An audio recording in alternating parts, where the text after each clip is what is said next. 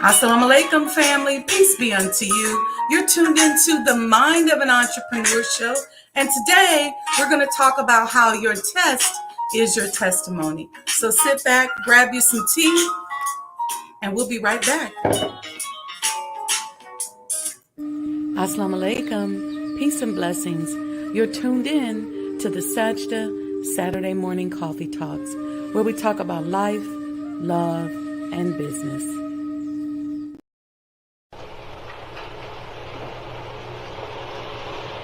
O Allah, guide me among those whom Thou hast guided aright, and preserve me among those whom Thou hast preserved, and befriend me among those whom Thou hast befriended. Bless me in whatsoever Thou dost grant me, and deliver me from the evil of what Thou hast judged. Surely Thou judgest, and none can judge against Thee. And he whom Thou befriendest is not disgraced.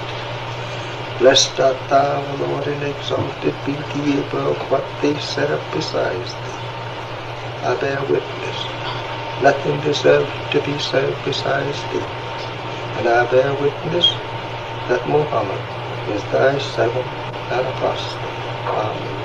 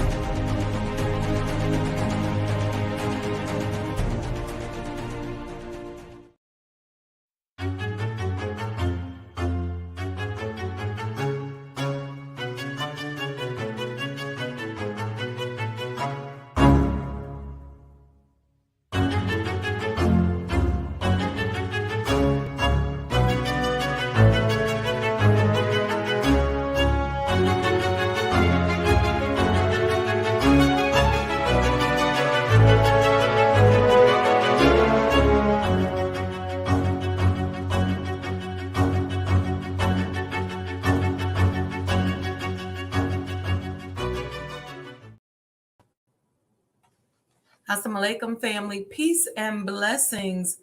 You know, I had another setup for y'all this morning, but I couldn't get the internet to be steady in that room. So I just ran in here to do this. I even had another video set up for you, but that's okay. I take these shows, it's just all inspiration and just kind of what comes to me at the time. So it didn't work out that way. Okay, so shout out to Tyrese this week for cussing out Vlad, who disrespected and has disrespected and doubled down on his disrespect for the Honorable Elijah Muhammad and the Honorable Minister Louis Farrakhan. Shout out, Brother Tyrese. Support the development of the Honorable Elijah Muhammad House Museum. So thank you. Thank you for doing that little cuss out. I'm with you when you write, brother. What y'all drinking on today? I got, let's see. I got some calendula flower tea.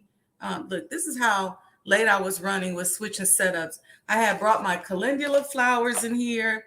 got the tea together, but I'm here. I'm ready. Teapot is right there. Yeah, calendula. It's good for inflammation. It's great for your skin.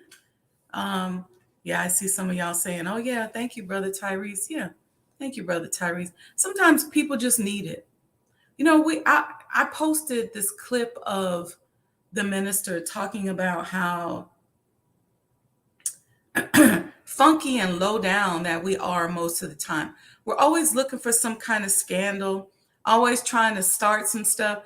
Can y'all believe that even after after we did the podcast with Brother Ben X, the fundraising, Brother Ben X, our marketing sponsor, people were literally going in the comments on his page saying that the coins were fake, um, that the whole coin thing, that I was running a scam.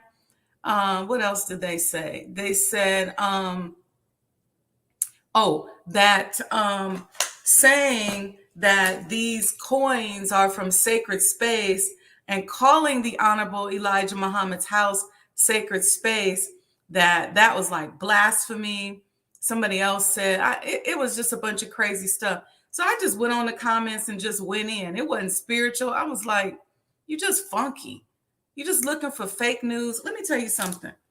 When I get this phone and I start scrolling, swiping, do you know how much BS I swipe past that I don't stop to dog the person, to hate on the person? But that's how I know that we onto something, y'all, and that Allah is the best knower. And y'all keep supporting. Look, go out to Brother Ben's page and you'll see where he posted about the house. Comment on some of them trolls, because you know what's funny is that a lot of those people are the same people. I remember the first article that came out when I first bought the house. It says, "Meet the woman who bought the former home of the Honorable Elijah Muhammad house."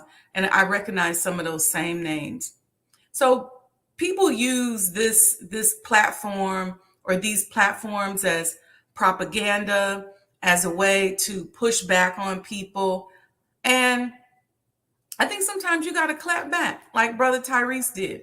He didn't have to do it in no spiritual way. He just did it with truth and went to Niggerville and cussed you out. And so sometimes that's what people are, and I know we shouldn't, that's what people need.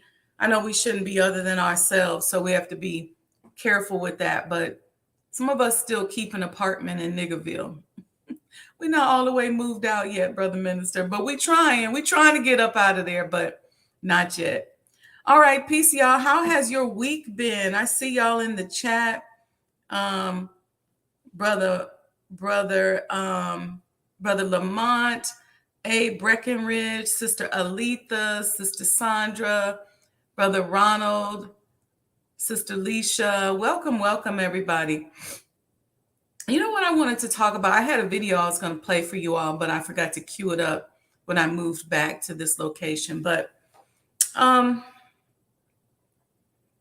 this word testimony, your test is your testimony.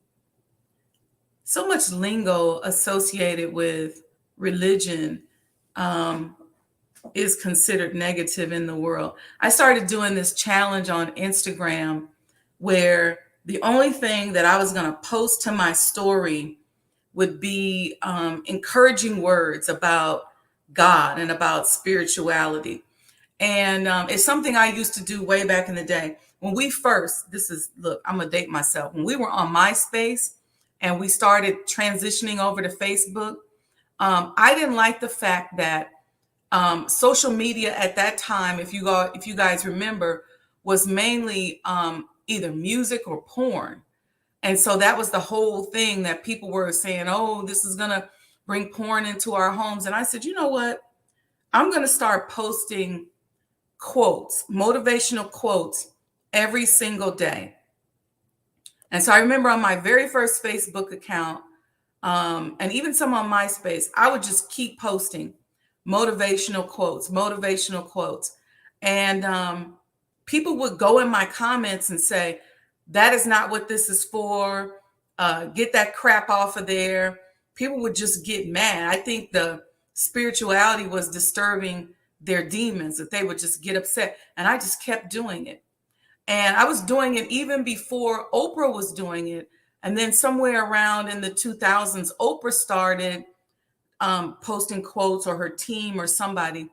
And they had this little blog thing you could go on. And I just kept posting quotes. I didn't post anything about business, none of that. At first, it was just quotes about spirituality, quotes about God, people's testimonies. And then I switched it up a little bit when I created the blog. The Authentic You was first, and then the Mind of an Entrepreneur. When I was on the road as a consultant, I created the Mind of an Entrepreneur. So I've been doing this kind of thing for a minute.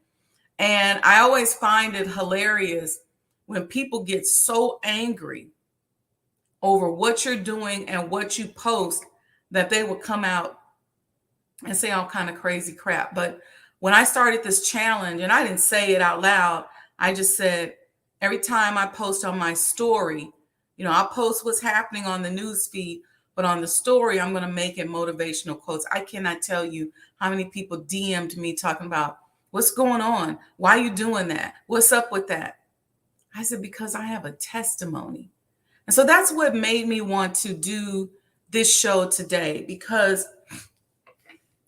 I started thinking, especially after people were making those comments in the comment section on Brother Ben's podcast. And I said, how many people out here are afraid to step out on faith because they're afraid of what other people are going to say, either about their faith or how they interact with their faith? How many people are holding back their testimony that can be a blessing to someone else simply because you're afraid of what somebody else is going to say or do? Let me tell you something. You have to be so firm in who you are and have that conversation with you, because see, everybody can potentially take you off your pedestal of who you are, if you will. Why? Because they may have an idea. If it's your mother, she may say, well, that's my daughter, and this is how I see her. And so she may be trying to put you in her box. Somebody may say, well, that's my sister. And so they may be trying to put you in their box, and they don't mean any harm. It's just how they see you, the circumference of how they see you, oftentimes in relationship to themselves. And so there's this battle oftentimes. A lot of times you have friends who only see you from the perspective that they know you, just like your mother, your sister, your father, your coworkers see you from the perspective that they know you. If they know you from work, they see you in the work perspective, right? If they know you since you was a little girl, they see you from that perspective. You guys get the point. But what we have to do is we have to define in ourselves who we are becoming, and what we're striving for, so that no matter what, people can't take us off of our square, whether they're well-meaning or not. When I walk into the room, I step into the room with a definition of myself in my mind. And it doesn't matter to me how you act, how crazy you act, whether I step in the virtual room or the physical room. I'm still me. I'm still who I am. I'm still standing in my truth. And I think what has helped me with that, I've built a whole brand around my testimony. You heard what I said? I built a whole brand around my testimony. Actually, several brands. So the Authentic You brand was built around my testimony and my journey through emotional intelligence and working on my self-worth and changing the way I think and moving out of childhood thinking patterns into adult manifestation thinking patterns and things like that. And so that journey to discover my authentic self, I then created a coaching style called authenticity coaching. And then I used to call myself back then the authenticity coach. And that was all out of my testimony. This is why I became a certified emotional intelligence coach. This is why I love this particular study guide or whatever, and what my journey has done for me. But it was all around mental space, emotional intelligence. That's been a whole brand. I built a brand around my testimony as an entrepreneur. Whether I was interviewing other people or coming out teaching lessons, I don't talk about anything that I haven't experienced. So I'm not going to tell you about an experience on becoming an architect because I'm not an architect.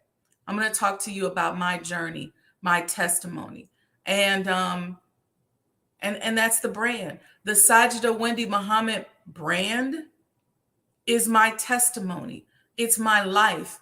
It's my authentic self, the mind of an entrepreneur, all swooped up into one, morphed into one. And it took me a long time to get to the point where I was really merging the brands because I had to accept more and more of my testimony. And I'm giving that testimony to you all to say to you that your testimony is your brand. Your testimony is your story. Your testimony is your currency. Your testimony is how you may very well help other people. I always ask people, give me a testimony. How has my testimony impacted your life? How has my testimony helped you or served you or been of service to you? Make a video of it. Some of you all send me texts and emails all the time, and I appreciate that because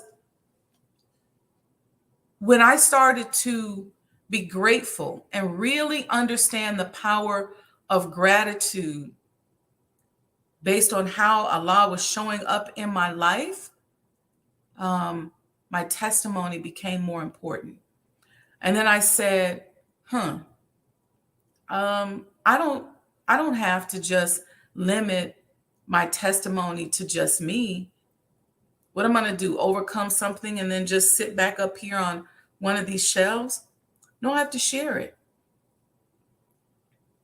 I have to say to somebody else, to save someone else a few steps and say to them, look, this is what I did. And this is what I went through. You guys are seeing probably about 60% of my journey in the making of Sajdah House. I'm working on a book on it because it's my testimony. And my testimony has become my brands. And I think one of the biggest and greatest blessings in life is if you can transform your life and who you are into a brand that ultimately sustains you and gives you wealth just from your story of how God has saved you. And each and every one of you listening, each and every one of you in the chat, you have a testimony. I was going to take call-ins today. We may do a show where we take call-ins and people do a testimony, like in church. Whether it's what has Islam done for me, what has God done for me, what has Allah done for me, what has Jehovah done for me, however you see it. What is your testimony? Because what you've come through is how you got to the level that you're on today. So you can't be quiet and try to hide from your testimony. And let me tell you something. This is the beauty and the scariness of it, right? Is because you never know what's inside of you that God wants to tweak. You never know what's inside of you that he wants to tweak that's going to bring out an experience to become a testimony. So it's just something that we should think about. And I want you to put your comments and thoughts in the chat about your testimony, because it's real. And I like to offer that space and like you to think about how you can take that space in your life, because oftentimes when you tell your testimony, it hits somebody and they go, oh no, that ain't right. Mm-mm. It's interesting because in the spiritual world, you get this a lot, and even in the Muslim world, but a lot in the, I won't even call it the spiritual world. It's not the right way to say that, because it's expanded. Let me say it this way. As a Black woman, it's an interesting dynamic being a Black woman today, right? Because if you're too successful, then people say you're masculine, you're too masculine. And so they try to tear down your courage by calling you masculine. Some women have embraced that and said, okay, it's whatever. Others have said, I'm no, that's not who I am. And they pull back. But these are the things that they say about us as women. And I'm saying this because some woman out here right now listening to this, or some man needs to hear this, because it comes at us from both men and women. Some men are just bees. And they've come for a woman just like they would come for another man. And some women take on the mindset of a colonizer, a male colonizer, and they want to come at other Black women too. But let me just say this, because I want to say this to sisters specifically who are listening. Whenever they want to attack you, whenever they want to tear you down, and what do I mean by they? I mean, a lot of times forces outside of yourself. How do they, what's the thing they often use to tear down Black women is they use our virtue, our modesty, or our sexuality, however you want to see it. So people want to talk about who you slept with or who you didn't sleep with. That becomes a big conversation. Just start paying attention to patterns. When they're tearing down a sister in the public, they go for her sexuality. They go for her modesty. If she's trying to be a virtuous woman, they say, she ain't, because I know about so-and-so she messed around with. It's always the pattern. Pay attention to the pattern. The other pattern that they often use is mental health. And they'll say, well, something ain't right. She crazy. She ain't wrapped too tight. She live in an alternate universe. That's the other thing that people often say about women. So if you either think that person's a whore or they're crazy, now we use that to determine how we're going to discount the truth or the work that they're putting forth in their life. Pay very, very close attention. Two things they always do to Black women. They attack your virtue or your sexuality, or two, your mental health. And when you start seeing people doing that, then you know that you're about to come through a breakthrough, because people will bring up stuff from 100 years ago. But that's usually how people will say, if you say, man, I just love Sister Sajda's work, and then they'll do those two things. And then what does that do? Oftentimes that makes us pull back. I'm saying that this is a testimony because I know this is what they do. And so if some women just say, you know what? If they're going to say I'm doing something, I may as well do something. Some of us say, well, you know what? I'm going to keep being myself. I'm going to keep being my authentic self. Because if my royalty ignites you to that point, then that's on you. because you ain't seen nothing yet.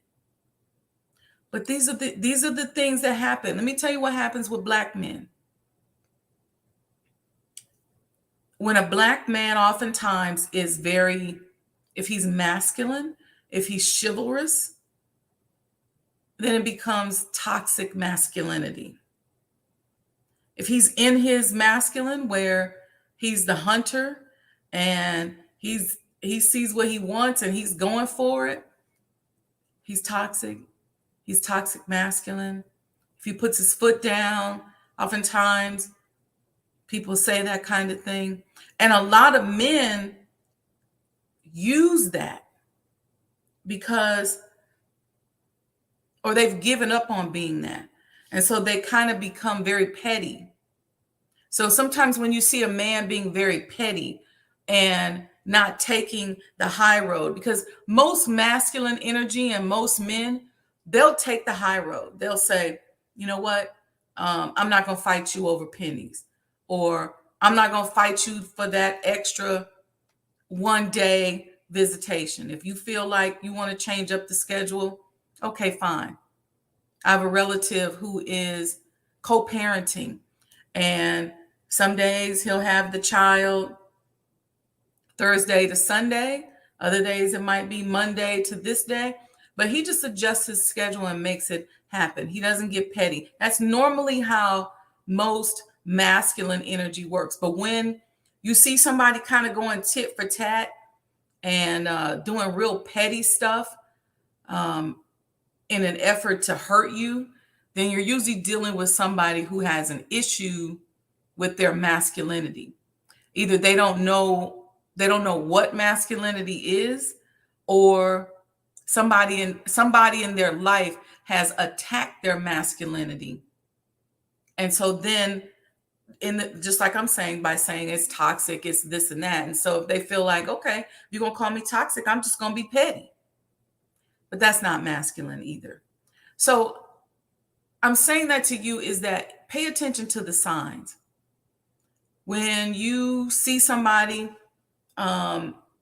attacking somebody in a certain way, understand the propaganda that let me say it this way. Understand the destruction that they're trying to ignite against that person, and don't join in.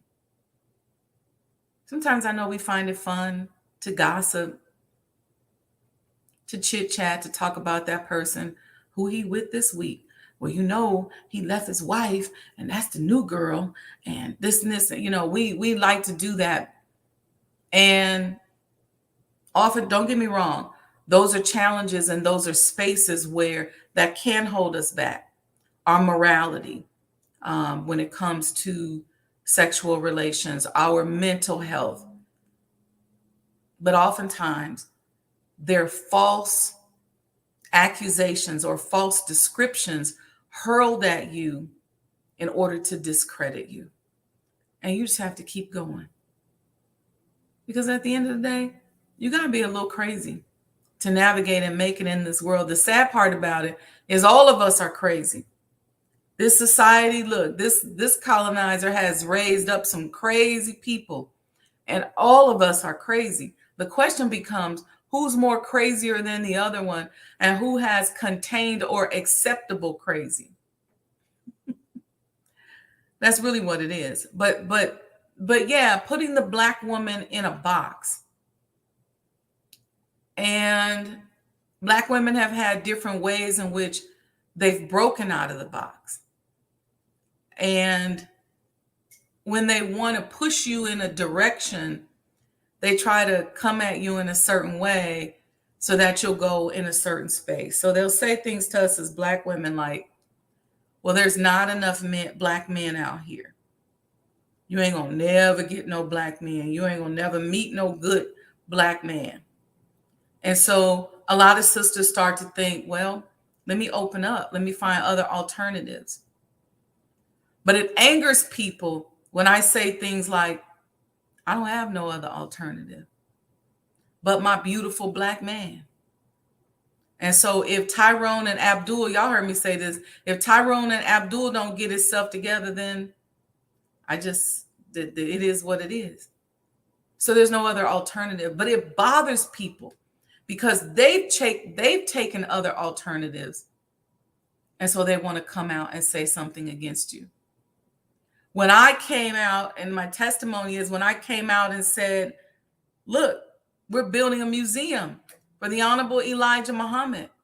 I can't tell you how many people talked to me, advised me. People went from advising me against doing it to just trying to give advice because it really was something that maybe they wanted to do, or maybe they just wanted to have a pulse on my crazy. Like, she's real crazy. So they do the check-ins. They don't help, but they do the check-ins. Like, let me just see, let me see how you're doing. I went through the same thing when we were building and developing the hospital. So there's always these attacks when you're going up against what people consider to be normal. And you got to just be okay with that. You got to be okay with that. You got to come out as a warrior. You got to come out as a fighter. You got to come out as somebody who is steadfast in what it is that you're doing. Some people, you hear them talk about how they wanted to be a doctor or a neurosurgeon, and that they kept getting people one after another telling them why they couldn't do it, why they shouldn't do it, why they won't do it. It's bullshit. So embrace your testimony, because that's your test.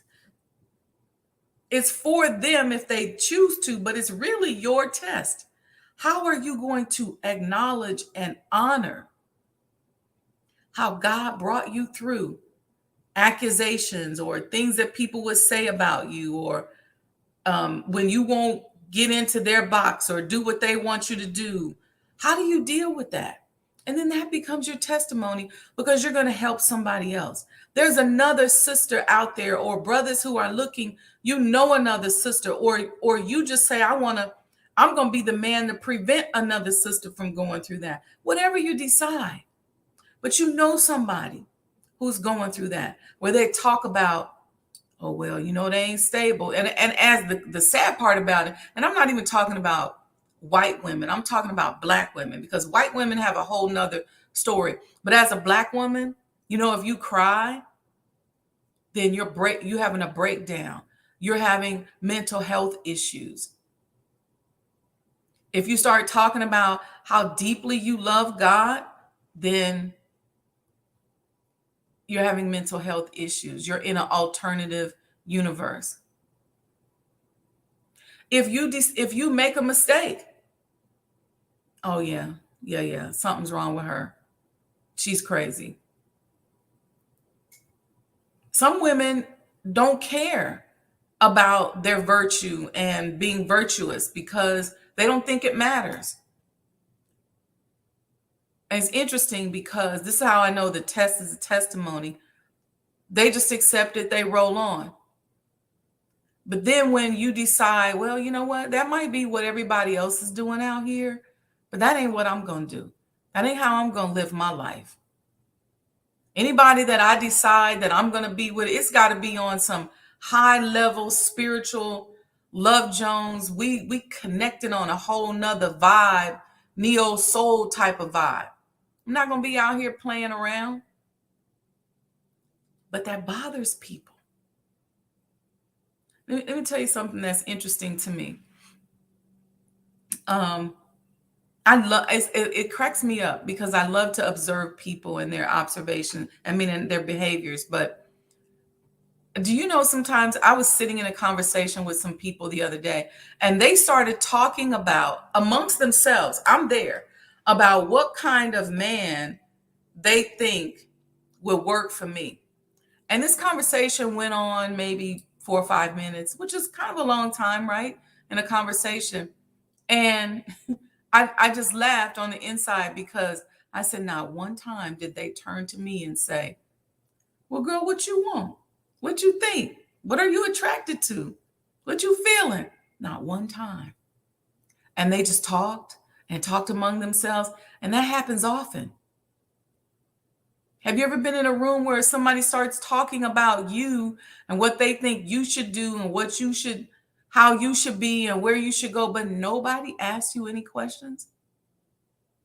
Nobody asks you, so what have you experienced? What are you working on? Who are you talking to? Where are you going? No, no questions. It's just their opinion, what they think, how they want to help, how they want to support, and no other questions about what's going on and what's the real situation. I think that's interesting. See, the important thing when you really want to help somebody or support someone is to listen to them. Listen to where they are. Listen to how they're feeling. Listen to what they want. You know, one of the first questions I ask my clients is, what do you want?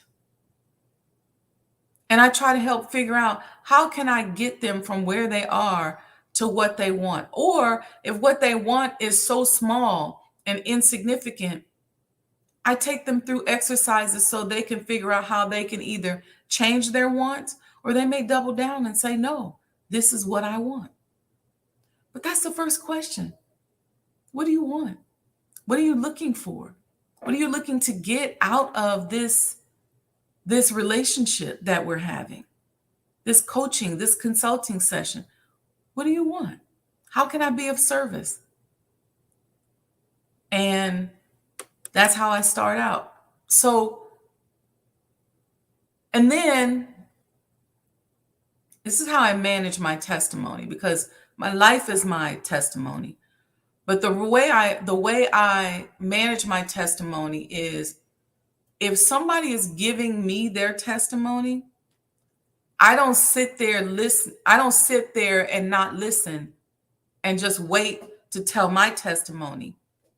I try to listen and let it resonate with me. See, this is how you're able to tune. Let me give y'all a little tune in.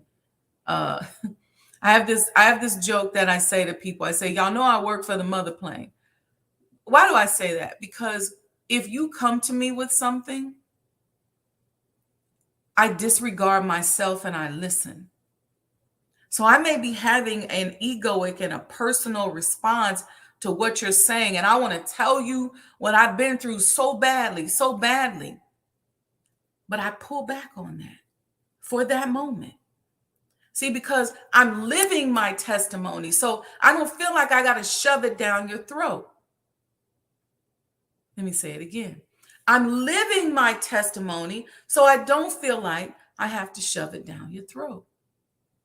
So I always got to say, well, when I was 10 or when I was 12, or this is me and this is who I am. If you ever get on the phone with me, I try my best, unless I'm calling you to say, hey, look, if I'm calling one of my homegirls and I was like, look, this is what I'm going through, this is what I'm dealing with, but I try not to just start off the conversation about me, unless the call is actually about me. Unless that's kind of what we're talking about. Sometimes I call people because I had a thought for them. And I say, I was thinking about you this morning, and this is what came to my spirit. So not being so ego driven and self-centered and pushing your way on somebody, but dial back and absorb that person so that you can then exude the love that they're looking for from you. That's real. Because oftentimes we love people the way we want to love them. And usually if they don't do that much for us, then our love starts to wane. We start to feel like, I ain't really trying to be talking to you if you ain't doing nothing for me. Oh, man. But that's just how it is. But I'm saying all of that I'm saying in context to your testimony, in that you have to know your testimony. You have to be in love with your testimony. You have to admire your own testimony. And you have to live your testimony. For me, the way I live my testimony is I'm a business person, right? I'm a business artist, if you will. So I created brands. out of my testimony. But I have a testimony, and you have a testimony. And that is our test. How do we use our testimony? Some people use it on the pulpit, and they preach and they teach and they share all of their stuff, and it's in a religious format. Some people, that's what they do. They say, hey, I overcame this difficulty, and this is how I put it out there. Other people, like myself, I created a brand. I live my testimony. I say to you all that I've already paid for this stuff with my blood, sweat, and tears. So there's no need in you paying for it when you can get it from me for free. Now, if you want me to provide some services to you, I give you some free game, but the services I'm going to charge for. So what is your testimony? What did you make it through? Not only that everybody else didn't think you could make it through, but maybe you didn't think you could make it through. Maybe you went to prison. Maybe you went to the military and you didn't think you could make it through, but you made it through. That's your source of pride. That's your testimony. You made it through. That's what makes you unique. You don't have to sit around competing against somebody else and being jealous of the benefits or the fruits of their testimony, because you got your own testimony. If you're still here on the planet, you got your own testimony. Hell, if you're a Black man and you over 25 and you still here thriving and surviving and helping people and loving people and making money and being able to sustain yourself, you got a testimony. You might just need to write it down, but you got a whole testimony. You got a book in you. You got a brand in you. You have a testimony. There's no person that has navigated through life that shouldn't have a testimony, and that also is not able to be a consultant about something. You, each and every one of you, can be a consultant about something. There's something that you are damn near a subject matter expert in because you beat all the odds in order to make it. There's something. Let me see what y'all saying in the chat. I see it moving. All right. Let's see. People talking about their week was good. Remaining steadfast to overcome difficulties. Yeah. It's easy to quit. It's so easy to quit. And it's so easy to use deceptive intelligence to justify quitting. Oh no, I ain't messing with them people over there, or they racist down there, or whatever. You can make up all kind of intellectual excuses in your mind to make it easier for you to quit. But you got to be steadfast in order to overcome those difficulties. Difficulties that I've overcome, sometimes I'll look back and I'll say, man, I remember when I couldn't see myself getting to this point. And I use that as a point of gratitude. But you got to keep going. You got to be steadfast. And that's why I say use your testimony to strengthen yourself.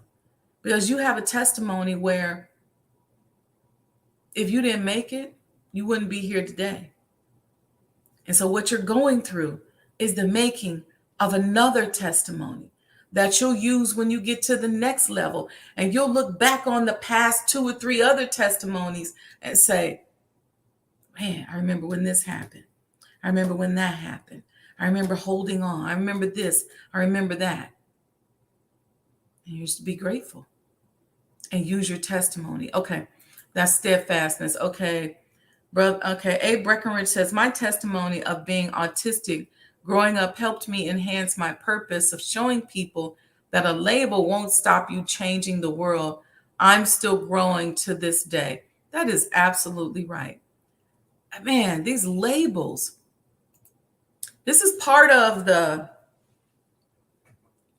let me see. I study patterns, thinking patterns and communication patterns. And what I notice, I used to have this thing where I used to always teach about thinking outside of the box.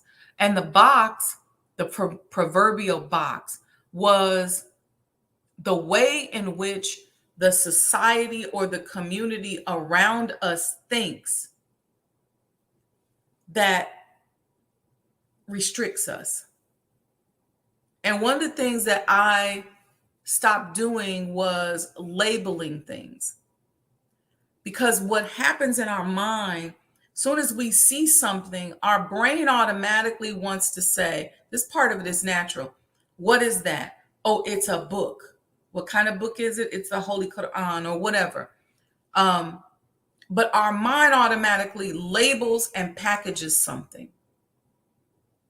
And then the society that we live in goes even further.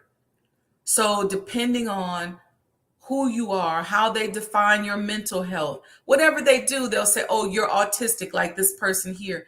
And they'll put a box around you and attach expectations to that box that they've placed you in. And so there's always this attempt to package people. And so one of the practices that I try to do is when I am thinking of something or seeing something, I try not to put a label on it. I learned this when I was traveling because, well, I won't say because. I learned it when I was traveling a lot overseas, where I just learned to be. I learned to be and to just go, okay, I'm going to just have the experience. Not a whole lot of talking and packaging. If I'm around certain people, I'll just say, let me just be. I don't want to be trying to package up who they are or define. Let me just be. And so in learning how to not be so addicted to packaging and boxing things up and putting a nice little bow around it, it allowed me to think outside of that proverbial societal box and not only manifest beyond that, but see people, places, and things beyond that. So thank you for your testimony, Breckenridge, because being labeled as something as, say, autistic, and I'm gonna go this far. I'm probably older than you because when I was coming up, there wasn't a label for autism. And when I look at the autism spectrum, I could tell by the way I process information, especially when I was a little child, I could process like an exorbitant amount of information at one time. And it was especially that way with words and energy. And probably the way I was thinking and talking, when I look at today how they define children as autistic, I said they would have slapped that label on me if I had been born probably 10 years, if I was 10 years younger. If I was like, say, 40, they probably would have said, oh, she's autistic. They started out really calling everybody bipolar. That was the initial one that they started out. But then from bipolar, they went into autism and calling people autistic. And I think depending on how you're educated, where you're evaluated, who you are, that's the label that they slap on you. And the autism, the bipolar spectrum is wide. And so I think as we advance more in the mental health space, I think we'll get better at that. But I really believe that a lot of this lack of spirituality is what allows us to package and label people. See, we're always in this society evaluating people by whether or not you fit into whatever society defines as normal at the time. So if normal means that you go work in the factory, if normal means that you go work a job, if normal means you sit in your desk at school, you keep your desk clean, you get all A's, you don't talk back, you're a good little boy and a good little girl, then anything that's not that gets a label. But I think that if we were functioning on more of a spiritual realm, if you will, as a society, then I think that we would be more accepting of people and who they are, and everything isn't measured down to how well you fit in from a capitalistic standpoint, I should say. So that's an interesting conversation. We should have that conversation one Saturday, um, because it's just it's crazy. So yeah, so Breckenridge say, yep, they always put black women in a box. That's exactly right. Yeah, acceptable crazy, brother Lamont. There's crazy, there's real crazy, crazy, acceptable crazy. You know, it's crazy to not. To me, it's crazy for those people who were in the comments to not see the value of history. That's because history, I understand, is very important. I think about simple things like just our body, how we look, right? And oftentimes we look at ourselves and we don't like certain things about ourselves. We may say, not really feeling my broad shoulders, or I'm not really feeling the shape of my nose, or whatever we're saying. I'm not really feeling the color of my skin. But I think if you knew, this is on a very basic level, if you knew kings and queens who looked like you and were shaped like you, one of the most beautiful things for me was learning that in my more recent history, as I told y'all, I'm a trillion years old, but in my more recent history, I come from the Fulani tribe. And so seeing Fulani women and how their bodies are built, how their skin is, how their eyes are, their lips, their cheekbones, their hair, it really helped me to accept myself. It really, really helped me to accept myself. So when I would go among Fulani people in Africa, they knew, they're like, yeah, that's our sister. This is one of them. But that settled something in me, because on a subconscious level, we're always comparing ourselves to a certain standard of beauty. But when I started learning about great women who looked like me, and not only did they look like me, but they thought like me, that was very powerful. So imagine if you find out that you're from the same tribe as Mansa Musa, and you wouldn't be so down on yourself in terms of how you look. Somebody said, well, you got the same feet as Mansa Musa. You're like, oh, okay, this was the richest man ever in the entire universe. I mean, if you study Mansa Musa, well, you might be okay with that. I'm being silly, but the point is that history matters. And as I've been really diving into history, there are some people and some aspects of history where I literally can feel it spark something inside of me, and it gives me a boost, and I feel like it's really enhancing my divinity. Like I can feel it deeply. And so I encourage people.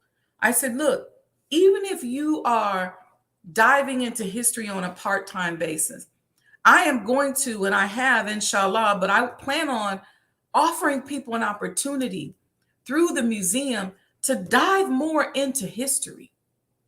Because I'm telling you, when you connect with certain stories and you connect with certain things, you see how you are just a continuation of that person who came before you and before you and before you. But what happens is we have such limited knowledge of history. We're always trying to just put ourselves in the box of slavery. First thing people say is, oh, well, my great grandmother was a slave. And okay, but what about her? What about her character? Who was she? How did she move through her sojourn as a slave?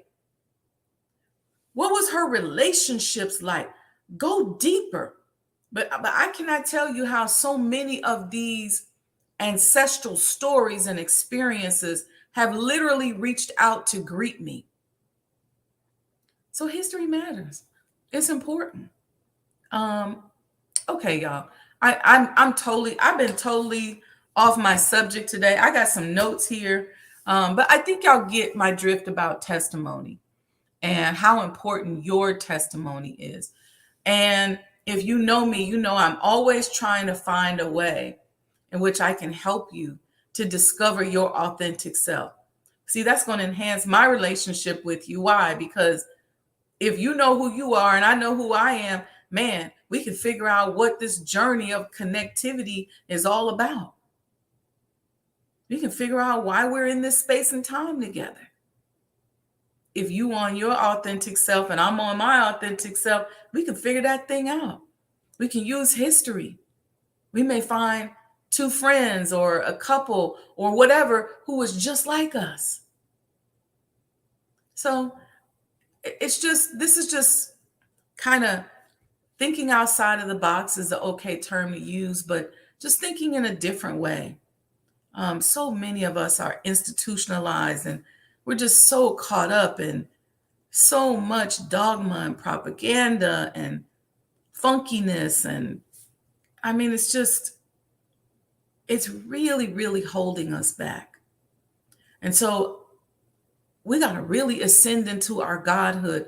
And the way to ascend in our godhood is it does start with us saying that we're God, but it starts with us practicing having mental habits and mental behaviors and physical behaviors and emotional behaviors that are different from the institutions that we're tethered to. So, and for most of us, that is that white colonized society. Here's a standard of beauty. This is how your body should look in order to be called beautiful. This is how your face should look in order to be called beautiful. This is how much money you should have to be called successful.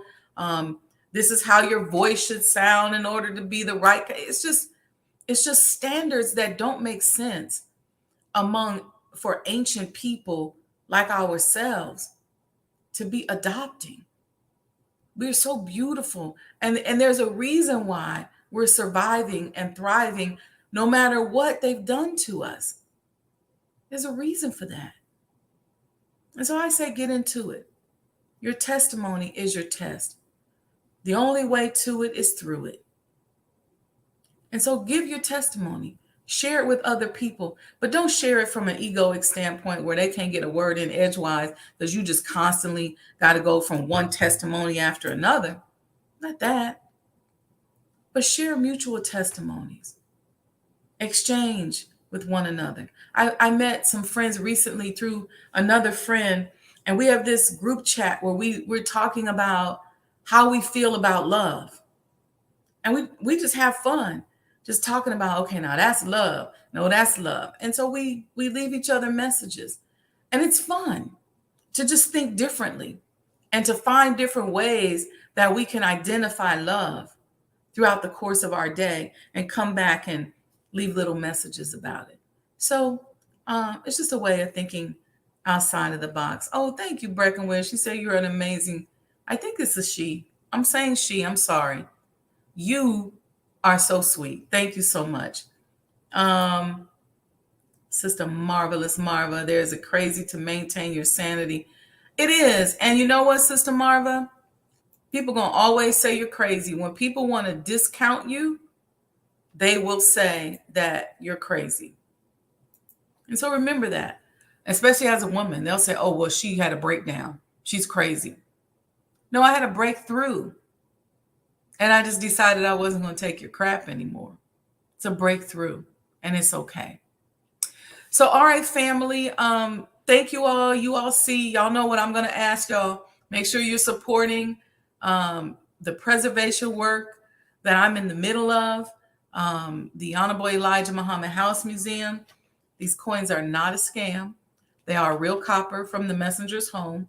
Somebody said they didn't like the fact that I said that the messenger's energy absorbed this copper. You ain't got to like it because it's the truth. Okay. Look, if the folks don't buy these 800 and some coins, guess what? I'll have 800 and something coins. And when they become of value, don't look at me. Just write me down in history and say, she told us. She told us. So anyway, look, tag Tyrese, since he's loving up on the Honorable Elijah Muhammad and the Honorable Minister Louis Farrakhan. Tell us, help us with this last step. I'm not going to stop asking. Somebody said, well, she's been trying to sell these coins for years, and I'm going to keep selling them because they're going to go on for years. Because guess what? We finish with these, we're going to have a 2023 edition. And inshallah, we'll find ways when we run out of copper on the building, we're going to continue to sell coins. So if you're sick of me selling coins, then just get off my channel because I'm going to be selling coins. And if you're tired of me talking about the sacredness of the Honorable Elijah Muhammad, then click off. You should click off too. Keep scrolling left, up, whatever kind of phone you have. Then click off of that too. Don't call me no more. Take me out your address book. Block me.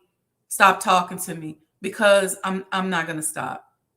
So if you all haven't figured out anything about me, I'm consistent. And I'll lock in and I'll just die on the post. But I'm going to thrive. I'm going to live and I'm going to win and be the winner in the end with you. We're going to win.